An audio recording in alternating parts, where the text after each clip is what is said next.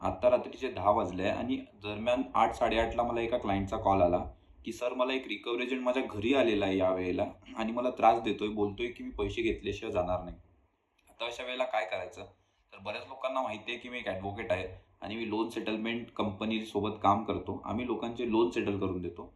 तर यावेळेला काय करायचं महत्त्वाचं म्हणजे, की जर कोणी आपल्या घरी अशा वेळेला येतंय, तर त्यांना एंटरटेन नाही करायचं.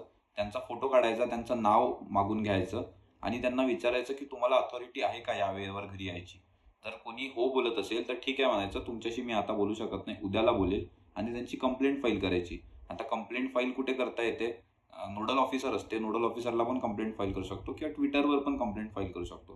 कारण की आर-बी-आयच्या गाईडलाईनच्या हिशोबाने सकाळी 7 ते संध्याकाळी 7 हाच एक वेळ आहे क्लायंटला भेटायसाठी. त्या वेळेच्या व्यतिरिक्त कोणीही भेटू शकत नाही. हे नेहमी लक्षात ठेवा. हेच सांगायसाठी मी आजचा व्हिडिओ शूट केला. Thank you.